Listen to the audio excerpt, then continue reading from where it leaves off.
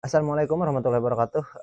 Ketemu lagi dengan saya Kling Lele. Di video kali ini seperti biasa saya akan membahas beberapa pertanyaan dari sahabat kita, yaitu seperti apa pertanyaannya dan dari siapa. Oke, kita cek dulu.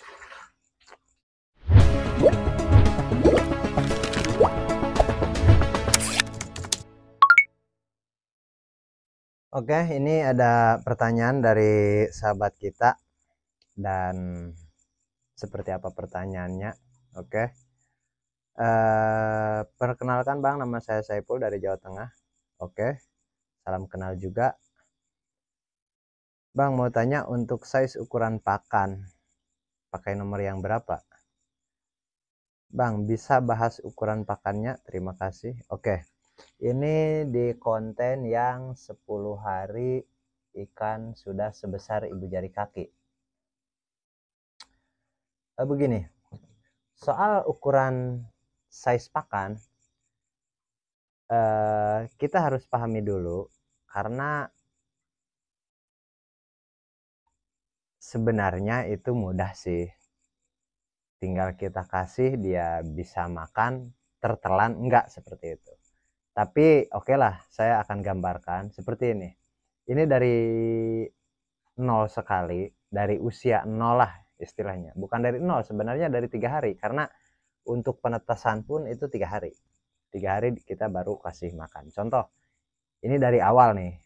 Dari mulai pendederan, bukan pendederan. Ini dari awal nih, dari mulai pemijahan. Oke, pertama kita memijahkan dan menetas. Dan di usia 3 hari kita bisa kasih pakan cacing sutra. Oke, berapa lama cacing sutra? Biasanya saya minimal 3 minggu atau 21 hari lah, seperti itu biasanya, dan itu pun tergantung sih. Terus setelah cacing sutra disambung dengan pengli 1. Saya jarang pakai pengli 0, jarang. Saya langsung pengli 1 saja. Dan 1 minggu kemudian saya langsung ke PF Gope atau PF 500. Dan 1 minggu kemudian saya langsung PF 800. 1 minggu kemudian langsung PF 1000. Dan setelah itu 1 minggu kita grading seperti itu.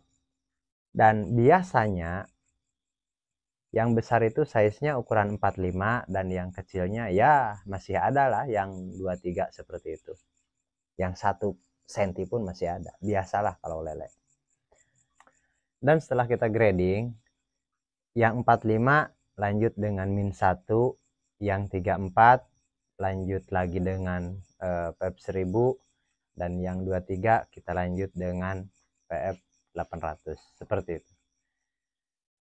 Terus dari 45 itu sudah mulai dari -1 kalau dari 781 produknya. Apakah harus dengan itu? Enggak juga. Karena kalau menggunakan produk Japa malah yang 34 pun itu bisa pakai -1. Karena beda. Dari STP dia lebih halus, dan kalau dari 781 dia sedikit agak besar partikelnya. Seperti itu. Jadi kita sesuaikan lah. Tapi umumnya begini. 45, 56 sampai 78 itu masih -1. Oke, 45 sampai 78 itu masih memakai -1. Dan 89, 9, 10, 11, 12 itu biasanya memakai -2. Meskipun kalau saya mah 78 itu udah polos, udah -3. Tapi biasanya banyak juga yang khawatir maunya mau kelihatan apa namanya? Kelihatan lebih mudah untuk menelan, jadi sedikit agak kecil dikasihnya pakannya, itu maksudnya. Tapi kalau saya mah dari 45 -1, dan kalau sudah 78 itu langsung polos sudah, kalau saya sendiri mah. Dan itu terserah sahabat mau memakai cara apa. Kalau dari aturannya biasanya 45 sampai 78 itu min 1, dan 89 sampai 910 itu min 2, dan setelah itu baru polos. Seperti itu. Jadi itu mudah sih sebenarnya. Tinggal kita sesuaikan saja. Oke? Jadi kita lanjut ke pertanyaan berikutnya.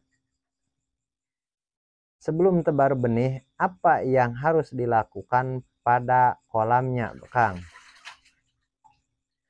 Jadi begini, kalau sebelum tebar berarti kan dalam segmen penyediaan air. Ada di video saya soal penyediaan air. Oh, itu dari video member, video langganan. Di fitur gabung adanya. Oke, jadi begini. Ada beberapa metode. Ada yang menggunakan penyediaan air melalui pemupukan, fermentasi, dan penetralisasi dari bakteri. Contoh, kita netralkan bakteri dengan melalui mau pK, mau garam, seperti itu. Dan dosisnya disesuaikan. Oke.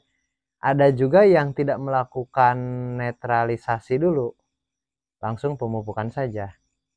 Cuman pesan saya, poin pentingnya nih. Mau dinetralkan dulu bakterinya atau enggak, yang paling penting nih, minimal air itu diamkan 24 jam, minimal. Karena ya namanya juga takut airnya terkontaminasi, apalagi kalau air dari sungai. Meskipun air sumur, takutnya air sumur itu mengandung zat besi tinggi, seperti itu. Terus, apalagi kalau air dari PDAM. Kalau air dari PDAM itu memang harus. Itu wajib dinetralkan dulu. Didiamkan dulu lah. Didiamkan dulu. Minimal, meskipun tidak difermentasi. Karena air PDAM itu kalau soal bakteri, itu sudah aman. Sudah dinetralkan karena mengandung kaporit. Tapi tetap harus didiamkan karena justru karena adanya kaporit itu harus diendapkan minimal 24 jam minimal. 2-3 hari lebih bagus lagi. Terus gimana soal fermentasi airnya? Harus atau enggak menggunakan AM4, urea ataupun pupuk? Boleh saja. Apalagi kalau kapasitasnya baru 2-3 bak, itu boleh saja. Karena meskipun binaan saya itu nggak ada yang pakai, yang saya langsung latih itu nggak ada yang pakai, nggak ada. Menurut saya nih, itu buang-buang duit saja, hasilnya sama saja. Yang difermentasi dan yang difermentasi dengan yang tidak difermentasi hasilnya sama, kecepatannya pun sama, airnya pun sama. Makanya saya ada buat di video member di fitur gabung, ada buat video untuk penyediaan air. Bahkan di situ saya bandingkanlah dalam hari yang sama, dalam perlakuan yang berbeda. Ada yang difermentasi, ada yang tidak, ada yang menggunakan fermentasi organik, seperti itu. Oke, kita bandingkan seperti itu. Di fitur gabung memang saya ada buat. Cuman kalau di apa namanya? Di terbuka seperti ini, saya takutnya nanti banyak orang yang bully lah, karena seolah-olah saya kan menentang teori-teori yang sudah lama berkembang, bahkan sudah lama dijalankan oleh senior-senior kita, seperti itu. Tapi untuk yang khusus memang itu ada metode-metode itu, seperti itu. Yang khusus member gabung lah, seperti itu. Jadi kalau untuk penyediaan itu sah-sah saja. Mau difermentasi ataupun tidak sebenarnya sah-sah saja. Tergantung pemahaman kita. Kalau kita merasa, wah saya mau afdol nih, mau difermentasi, nah itu lebih bagus lagi. Nah, namanya kita mempunyai kehati-hatian yang lebih tinggi lagi, seperti itu. Oke sahabat, saya pikir tanggung juga ini, takut durasinya terlalu panjang, dan kita bahas pertanyaan berikutnya di video terpisah. Dan oke, assalamualaikum warahmatullahi wabarakatuh.